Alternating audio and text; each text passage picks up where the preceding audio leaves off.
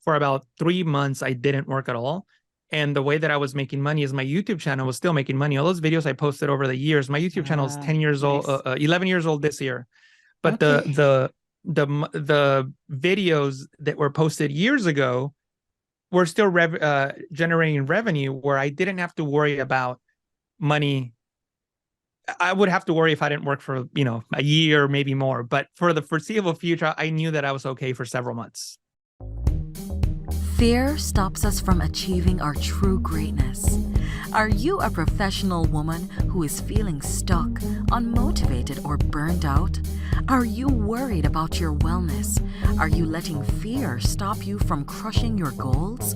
If you answered yes to any or all of these, then this is the podcast for you. Dr. Charmaine Gregory, night shift emergency physician, burnout thriver, and wellness champion, along with everyday heroes just like you, will explore how to face fear in our lives and emerge victoriously.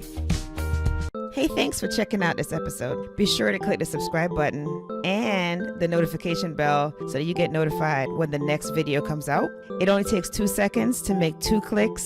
So let's do it. Let's get back to the video. Hello, hello, hello, hello. Welcome to the Fearless Freedom with Dr. G podcast. This is Dr. G, and we have another exciting episode for you this week. And this week, we have none other than Jesús Ramirez with us. And he's going to tell us all about himself and what he is up to. Take it away, Jesús. Thank you so much, Dr. G. Thank you for having me. Yeah, for those of you that don't know me, my name is Jesús Ramirez. I'm most well known for running a YouTube channel called the Photoshop Training Channel with almost 2 million subscribers, where I teach people how to use Photoshop. I've been a creative professional for almost 20 years. Besides the training, I also work as a finisher in the Hollywood industry. What that means is that I create movie posters for film and TV. So you might have seen some of my work most recently on HBO. I was one of the artists who got to work on the Hack Season 2 TV poster. And I also do a lot of speaking engagements. I have been a speaker at over 35 conferences worldwide, primarily on teaching Photoshop. Fantastic. Fantastic. And what an interesting item to choose, or an area to focus, because I remember Photoshop for as long as I remember having access to a computer. And so, Yeah. and I'm 48. So yeah, I'm right behind you. I'm and so it's 41. Yeah, so this is something that's been around for quite a while and has had staying power. And to be an expert at it, you can do some incredible things, which, now a lot of times we tend to utilize applications that make it a lot easier, like graphic applications. And, those are fantastic. But having a skill that allows you to be able to unleash the power of something like Photoshop is pretty incredible. Yeah, most definitely. I was always a creative kid growing up, and when I was selecting a major when I got to college, there was 2 things I enjoyed doing. I like computers and I like drawing, so that kind of led to the whole graphic design aspect of it. And then that's where I got into Photoshop. You mentioned that nowadays there's a lot of other tools that make things easier, and that's absolutely true. Sometimes people come up to me and say, well, I have this app or this tool that does this specific thing better than Photoshop. And my answer is, yeah, there are tools that do one specific thing much, much better than Photoshop. That is absolutely true. However, Photoshop can do almost anything you want. So when it comes to being a creative professional, it is definitely the industry standard tool to do anything you want to an image.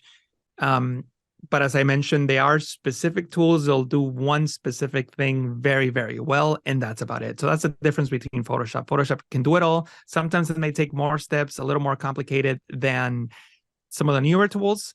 But at the end of the day, it is the industry standard tool for digital graphics. You were mentioning that you were using Photoshop for a long time. Photoshop was initially created by the Knoll brothers, I believe in 1988, and then sold to Adobe in 1989.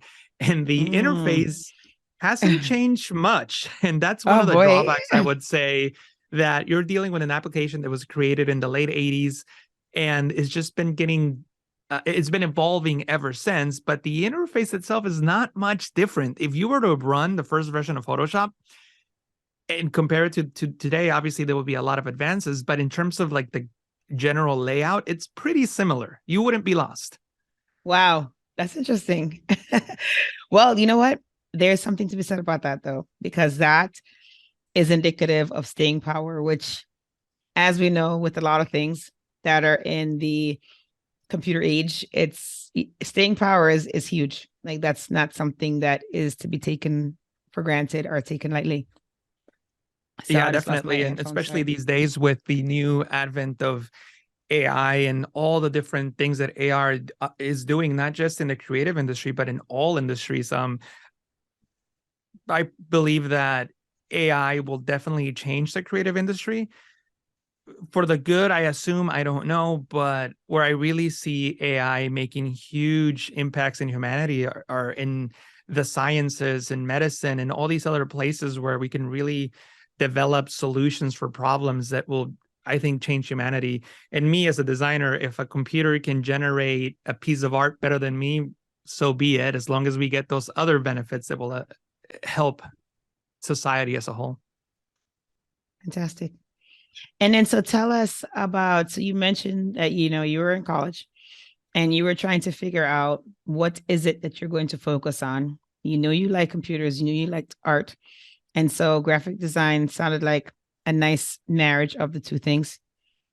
Was there ever any fear that you experienced choosing that and going down this path? Absolutely. I'll even take it a step back just to give a little bit of context. So I was the first person in my family to go to college.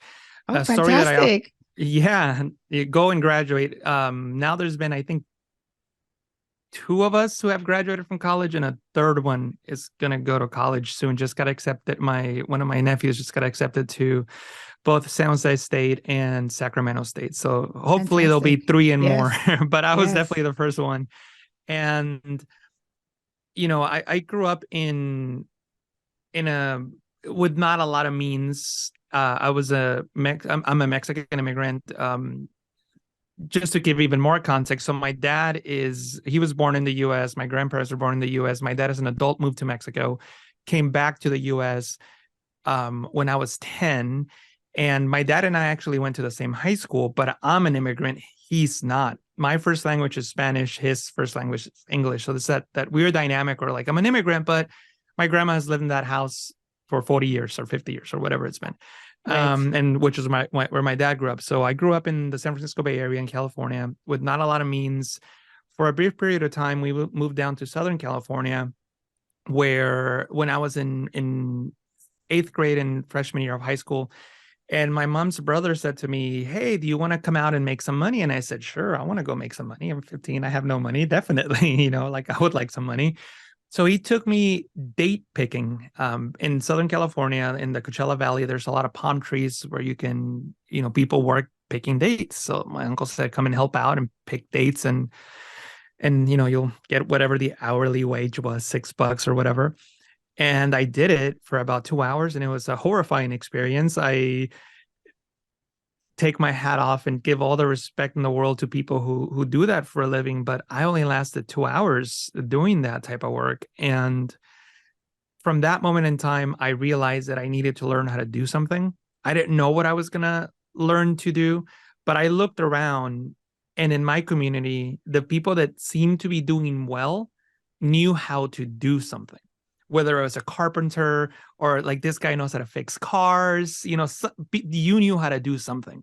So that was in my mind, that I needed to learn how to do something. I was a high school soccer player. I wanted to play soccer in college, and pretty much the only university that would talk to me was Cal State East Bay in the San Francisco Bay Area, which is where I went to school, and I played soccer there. But when it was time to choose a major, to be quite honest, I was like, what is the easiest major for me to get without struggling too much? And I was always into drawing. I was getting into computers, and I thought, well, if I marry the two, we have graphic design, which at the time they called multimedia. And yeah, so I major in that, and it was to answer your question, it was definitely scary, and there was a lot of doubts again, without having parents that I could get their advice on, like, well, what do you think about, this major, or how should I approach the college experience? It was all up to me. So there was a lot of doubts for sure, specifically with prospects with future potential jobs and, the job market. I graduated college in, I think it was 2007, so like, the economy was not so it's kind of doing a so well. bad time at that time. Yeah, so there was a lot of things to be worried about, definitely. But I'm very happy with the decision I made in terms of it introduced me to what is now my career. To be quite honest, if I had just stopped learning at that moment, I wouldn't be where I am today. School is never out for the pearl. I'm sure it's very similar in your profession. You always have to keep up to date and keep evolving.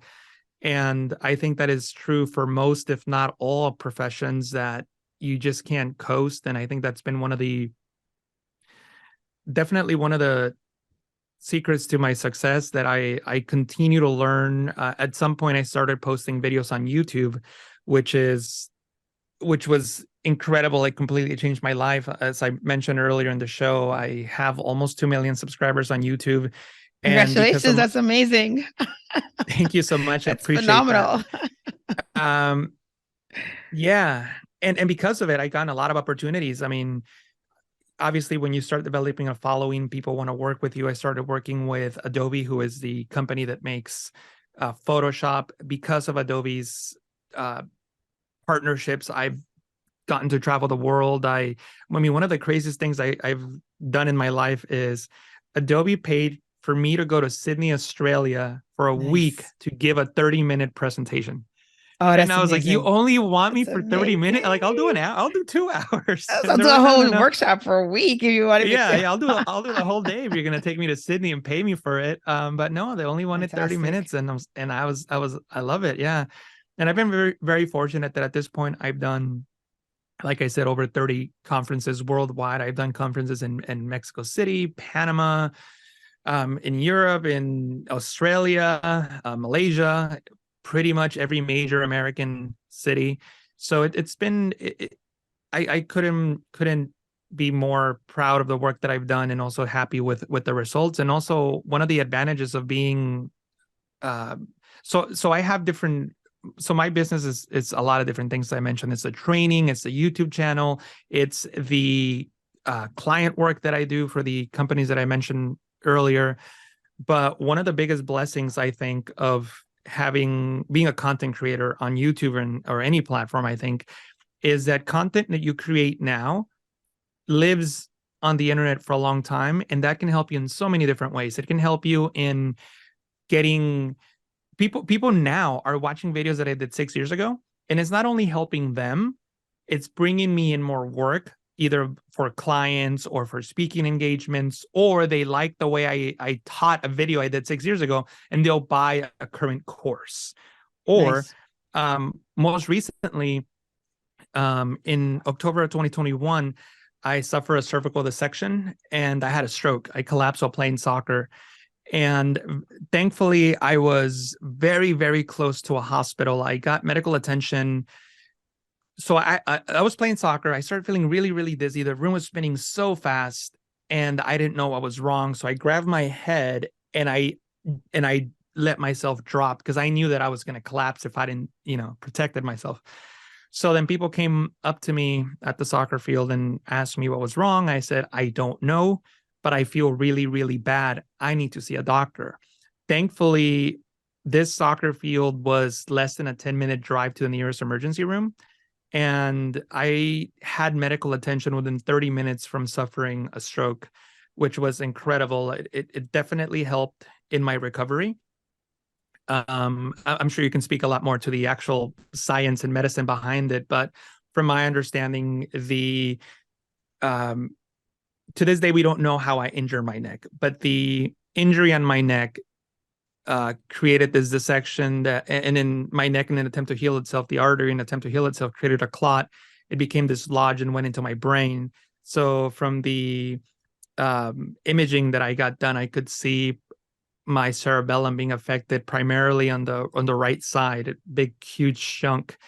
And after I woke up the next day, the room was spinning so fast. I couldn't walk.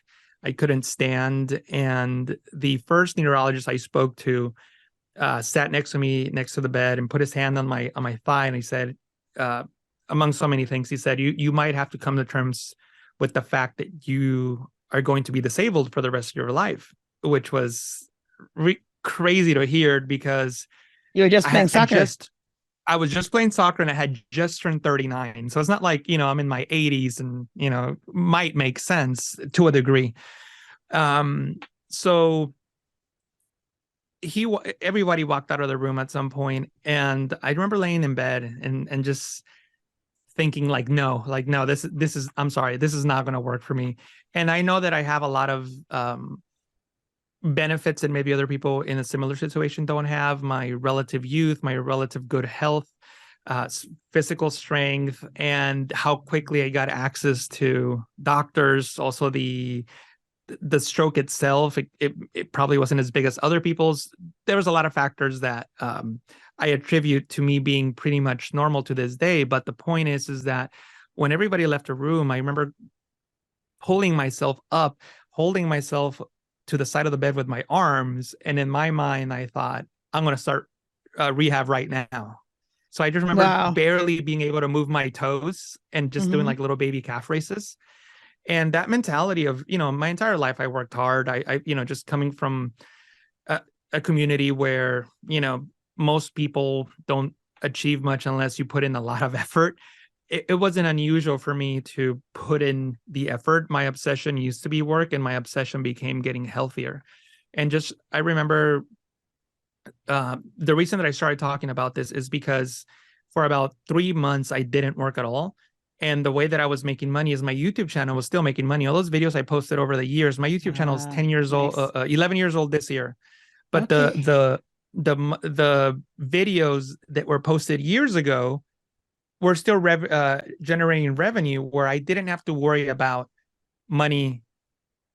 I would have to worry if I didn't work for, a year, maybe more. But for the foreseeable future, I knew that I was okay for several months. And I focused on recovery. That's all I did. I mean, I remember my neurologist. So I got a new neurologist because the accident happened about 45 minutes away from home. So I got a neurologist that was much closer to home.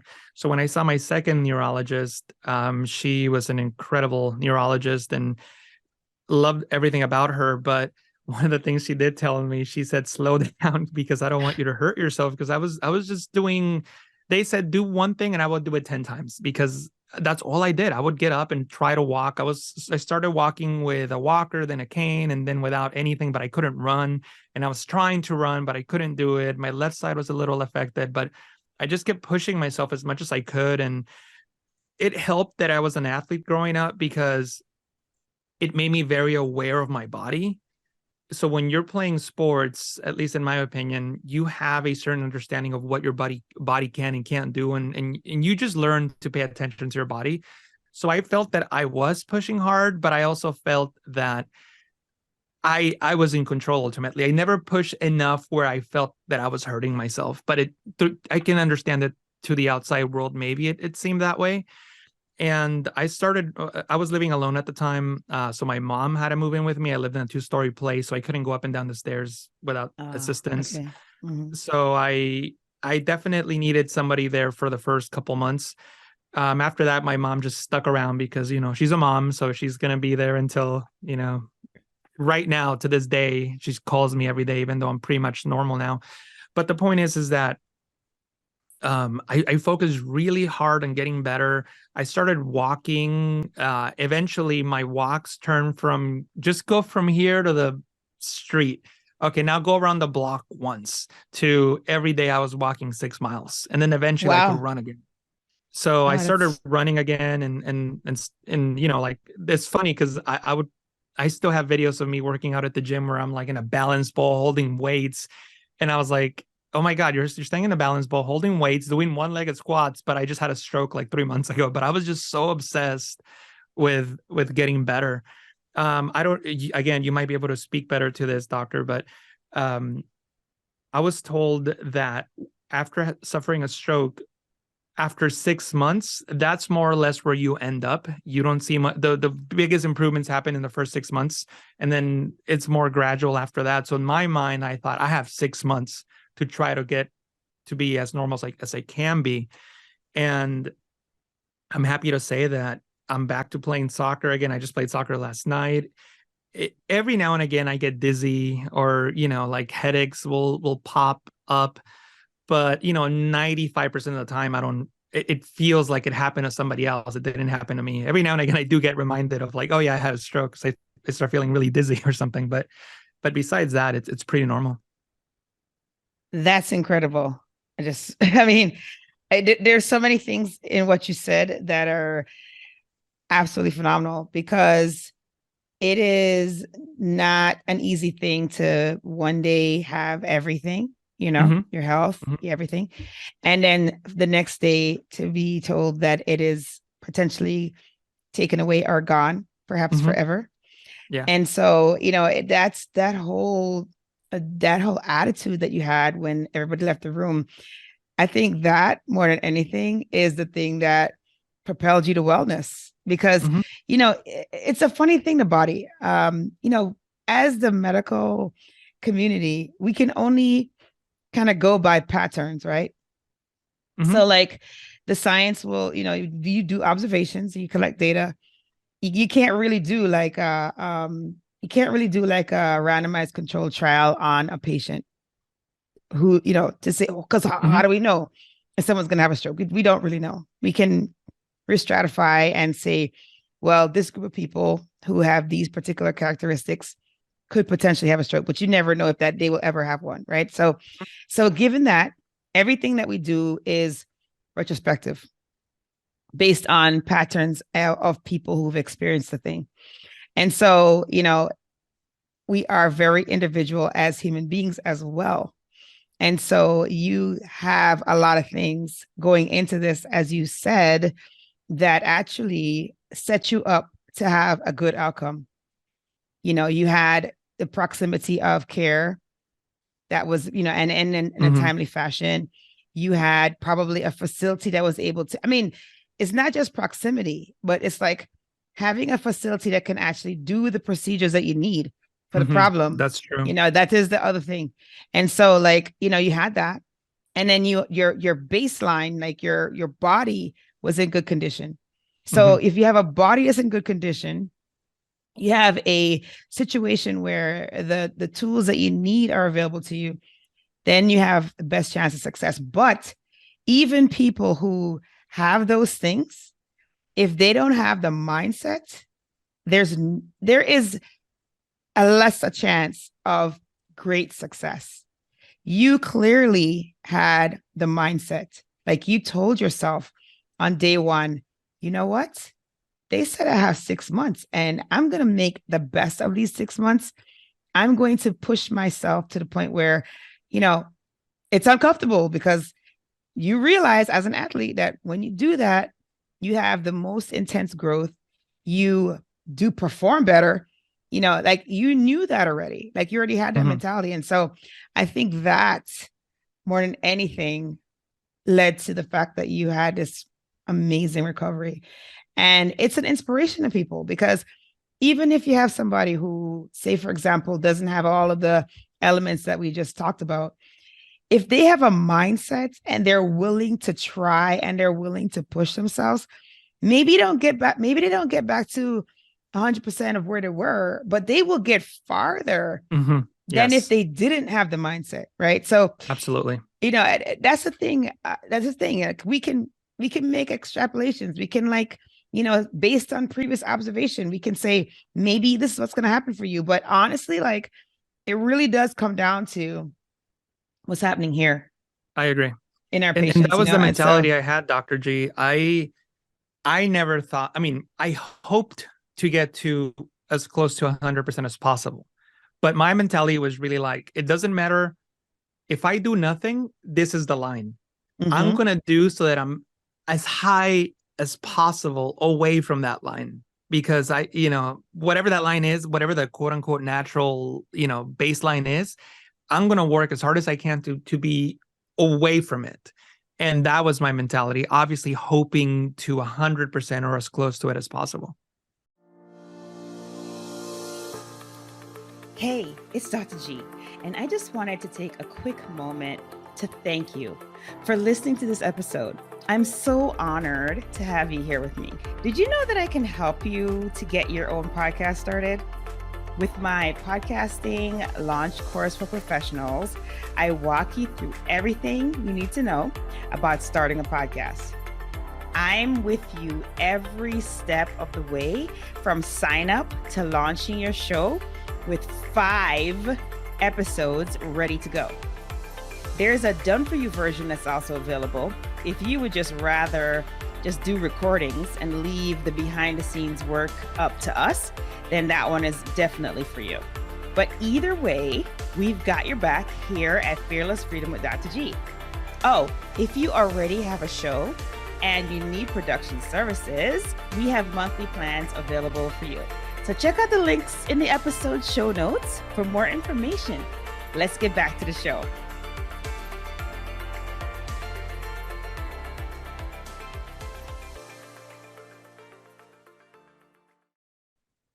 And so I am curious, though, because you have clearly a lot of intrinsic ability to be resilient, just from all of the things that you experienced. I mean, you were, even though your family, they're stateside, they were stateside, and, your dad, made the decision to go back to Mexico. You were born in Mexico, so your first language is Spanish.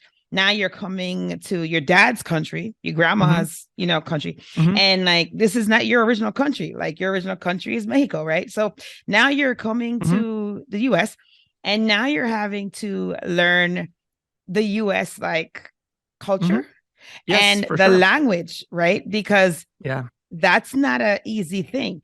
And it's good that you were young enough that your brain still was very, very pliable and easy to learn languages. But even as a child, it's easier, but it's not easy. So you still had to put effort in, and there still had to be some kind of fear involved because, you left what you knew and now you're into unknown, even though you're surrounded by people that love you and everything like that. It's still unknown because when you go to school, it's not like school in Mexico. It's school in the US, so that there had to be some fear-facing activity going on there. And it sounds like that kind of followed you all the way through, throughout. So I agree with everything you just mentioned, Dr. G. And the way that I can say it is this way. I feel that fear, adversity, all these things were always very constant in my life. So to a degree, I was almost used to it. Some people may fold with that pressure, whether it was God-given, natural, genetics, who knows? I always went the opposite. It was just okay, here we go. That's the next challenge. All right, how are we going to tackle this one? So I wish I could say, oh yeah, I meditate. I don't know. I do this, and then my mind works this way, but it just does. My mind has always. I'm the kind of person that if something doesn't go their way, I look at me first, what is going on. To give you an example, I mentioned that I have a YouTube channel, and because of that and all the other things that I do, I need people to help me out. I just simply can't do everything myself. So I have 2 full-time employees. If one of my employees is performing at a level that I'm not satisfied with, or something is happening that I'm not satisfied with, it's never their fault. It's always my fault, because at the end of the day, I'm the person on top. So instead of me saying to my video editor, hey, why didn't this work out the way that it did? I will think, all right, have I ever explained to him that this is not the way things should be? Have I ever gone out of my way and made sure that I created training material so that this situation doesn't happen? If it's the first time that it happens and neither him nor I were expecting it, well, maybe it's up to me to make it very clear that this new situation is, can't happen again. But I never put it on them. I always put it on me. So in all the scary situations, all the situations where I face adversity, yes, there were times where I felt things were unfair or out of my control, but they're unfair and out of my control. So why am I going to worry about them? I'm going to worry about the things that are in my control. And a lot of times there might be just one little thing, and that's what I focus on. What can I control in this situation? We were talking about my stroke. In that situation, I already had the stroke, so there's no going back in time and stopping that. But the only thing I can do now is recover. That's it. That's the only thing I can do. So I'm going to work on recovery. I'm talking to the therapist, the physical therapist. I'm going to my, classes with her. She's teaching me how to roll over because I couldn't roll. I couldn't lay on my back and roll. So she's teaching me how to do that. So that's what I'm focusing on. I'm not worried about, am I going to be able to like run again? Why did God do this to me? Like I'm a good person. Like none of that, like never went through my head. It's like, this is the situation. These are the steps I can take to improve it. And that's all I focus on. That's amazing. That is amazing.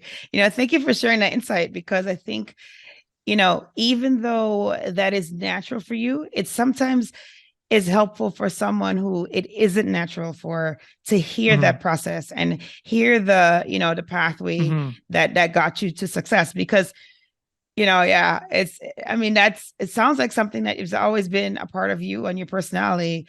And so that's an amazing attribute to have. And clearly it served you well. Yeah. So I'll tell you, the one realization I had that something with my mind that I've never experienced before. So when I started, two things. When I started to go, I used to live really close. I actually just moved in with my girlfriend, so I live in a different city. But at the time when my stroke happened back in 2021, I was living in a different city, and I was walking distance to a Walmart. So one of the walks that my mom and I used to do when I couldn't walk the 6 miles yet is just walk over to Walmart, less than a mile away, walk back to the house, just to get out of the house. So I remember I had my walker, and I realized two things. Number one is people are so nice when they see you with a walker. I had so many people opening doors for me. Sir, can I get that for you? Like people were super nice, super nice. But the second thing that I realized is it was the first time in my life that I actually felt afraid, because I realized that I'm 6'2", and I've always been reasonably athletic. So in my mind, whether this is true or not, who knows, right? But in my mind, I felt that a situation happened, if somebody came up, if a bad person came around, I could either defend myself or I could run away, or, the chances of something bad happening to me because somebody else initiated something were not very high. But then when I was walking around with a walker, I realized like, oh my God, even like a 13-year-old high school kid could take me out. And that mental realization of I no longer have my strength and being, like a youthful person really got me worried. And it was like the weirdest sensation of feeling unsafe at Walmart, like that was one of the things that I had to like really talk to myself about and say, well, in reality, the reason that you've been safe your entire life is not because you've been young and strong and tall. It's because you don't get yourself into stupid situations, and you can analyze your surroundings and be safe that way. But it was like, okay, I'm freaked out. How do I change this mindset?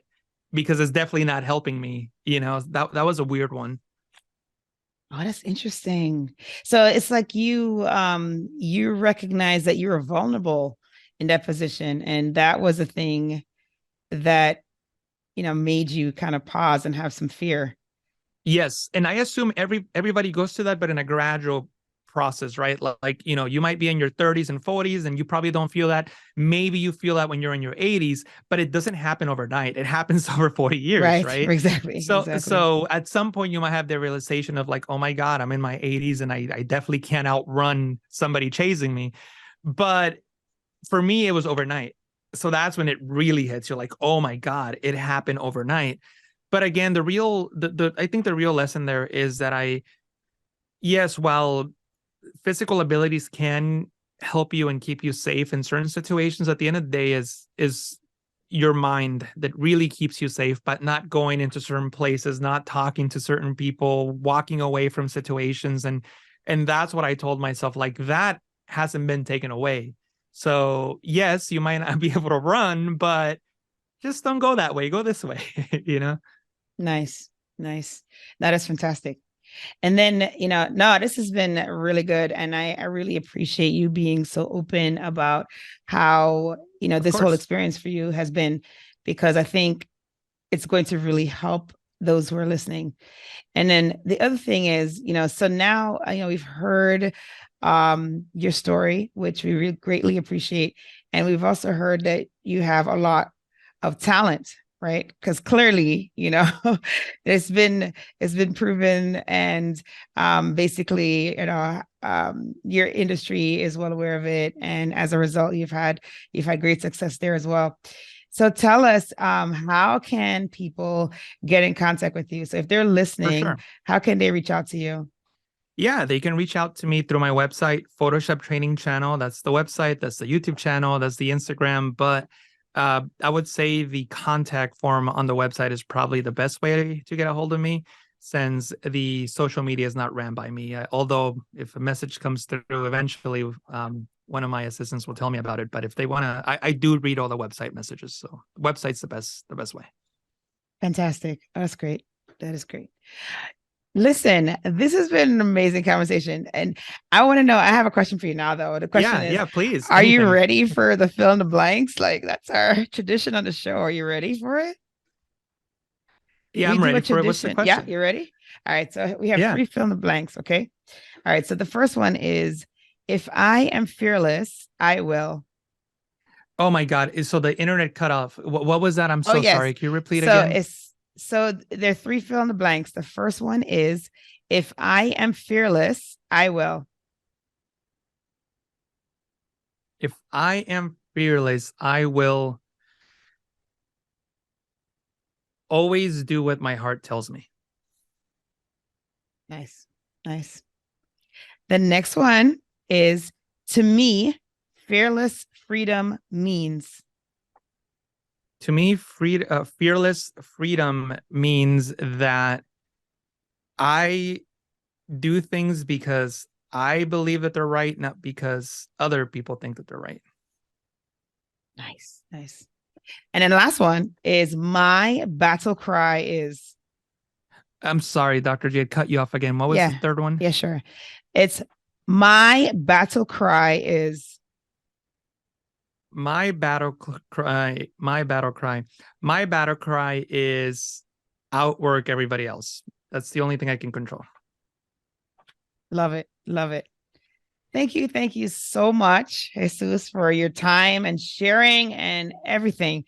It's been a wonderful, wonderful conversation. And I just absolutely know that there's going to be a lot of fruit that's going to be born from this, because people are going to be taking the pearls and taking your experience and really, implementing it in their lives, because you're an inspiration. So I thank you for that. Thank you so much, Dr. J. I really appreciate being here. It's a lovely conversation. Thank you for joining me on this episode of Fearless Freedom with Dr. G. Again, I'm Dr. G. And if you like this episode, be sure to subscribe so that you can get notified of when the next episode is going to be. And also, I'll catch you next time. Have a great one. Be strong, be brave, and unleash your greatness.